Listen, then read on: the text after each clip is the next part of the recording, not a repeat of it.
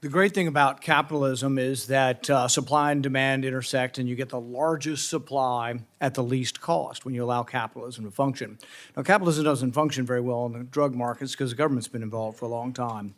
But prices need to be based on supply and demand. A publicly traded company to promise to base their prices on bullying from a politician would actually be in breach of their fiduciary duty. I mean, it's actually illegal to say, oh, I'm going to make all the prices go down in my company, but it would also be irrational because if you did and there were no profit margin, the companies would be gone and they would no longer exist. Mr. Riggs, if a patient has a copay of $50, would the rational decision be then to choose Lispro over Humalog? In the case where they were buying one unit, yes, they pay $25, not $50. Right. So if the patient had a copay of $25 and Lispro is $25 and Humalog's $100, but I'm only going to pay $25, is there any rational reason why I would want to buy the least expensive? Why not buy the more expensive drug at that point? Well, they're identical. In that case, they'd be indifferent because they're paying $25 out of pocket either way. So here's the interesting thing. The lower the copay, the less the consumer cares about the price. So you can mandate lower and lower copays, but you might actually get the opposite. You might actually drive consumers towards something that's actually more expensive. So for example, under Obamacare, we made birth control have no copay. So there's no copay for birth control, but if you look at the price of birth control as it became free, the demand became enormous or greatly enhanced, and so the prices went up. From 2013 to 2019, you had a threefold increase in the price of birth control.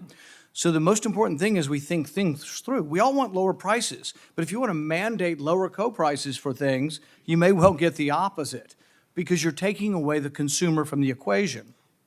Now, the consumer is only involved in drug prices through the copay or the deductible. And so much of healthcare, 80–90% of it's beyond that. And so how do we lower co-prices or we lower prices for drugs? People hire an intermediary. Dr. Kautzner, does anybody hire you, what businesses, labor unions, because they want higher prices? Absolutely not, Senator. If you didn't provide lower prices, would they hire either another PBM or do it on their own? So we exist in a highly competitive market. So if we didn't deliver the value that we commit to our clients, they would certainly go elsewhere. So it's quite confusing. We want to blame PBMs for everything, but why do people hire them? No one's forcing anybody to hire them. So as I understand, the companies represented here represent tens of thousands of businesses who voluntarily come to you and hire you. They pay you and you make a profit. So your profit, is it exorbitant? Is your profit, Ms. Cianfrocco, is your profit greater than the drug company somehow? Senator, our margin is 4%, roughly 4% for the services we provide to all of our clients. So that's about like Walmart. I mean, I'm surprised we don't have Walmart here today to beat up on Walmart. We're all unhappy, but we have to be rational about what we're doing. So spread pricing, everybody's like, oh, this terrible spread pricing. Dr. Kautzner, do you offer spread pricing and also pass-through pricing? Yes, Senator, we offer both options to our clients today. Roughly 1/3 choose spread pricing, 2/3 choose a pass-through type of model. They choose spread pricing in order to have predictability on their pharmacy benefits, so we shield them from incremental costs because we effectively provide them with a guarantee or a lock-in on price. Which is more expensive, spread pricing or pass-through pricing when you offer it? So we're agnostic to the type of pricing that we offer. It's more for the client to make that decision. Price. Is spread pricing cheaper or more expensive than pass-through pricing if I'm a customer? Generally, they're going to be roughly equal in price or cost. Ms. There may be same question. You're referring to spread pricing as the mechanism where a client pays one price for all the pharmacy claims adjudicated. It offers predictability. In often cases, it offers controlled pricing and can be less expensive than if they pay every claim on a pass-through model, but both are offered to our clients. This needs to be pretty clear, and people need to think through. We have a bill before us to ban spread pricing. So at least one of the companies, and I think others have said this, spread pricing is less expensive than pass-through pricing. So we're going to ban the cheaper form buying your drug insurance? Why would we ban the cheaper form? It sounds like if you ban the cheaper form, you might get the opposite result of what you're intending. You might actually get higher prices. Not to mention why we should be banning any of this, but is there a possibility you ban spread pricing and then people decide to add more of a fee on the pass-through pricing? Because, see, their obligation is to their stockholders, and they're legally bound to make a profit. So if you tell them they can't make a profit here, wouldn't they have to try to make a profit somewhere else if they're going to please their stockholders? But the thing is we haven't thought this through. We're angry. Everybody's angry. I'm angry. I've gone to the drugstore before and seen something for $1,600 in acne cream. So we're angry. But why is it so obscure? Why is it different than electronics? Why is it different than buying a car? Why is it different than a lot of expensive things? Because we've made it opaque through all of these different things that we've mandated.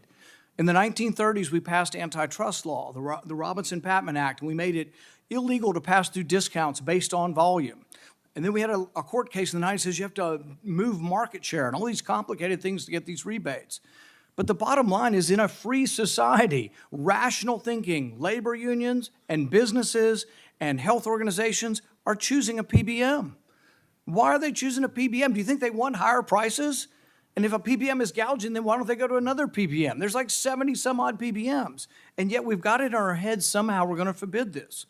So in the License Pro example, Dr. Couchner, so what happens to that? If we have a $25 copay and you got $100 Humalog and you got a bigger rebate and you're going to make more profit on the rebate, are you keeping License Pro off of your list, or can I get License Pro if I'm a business and I have people who are diabetic in my business?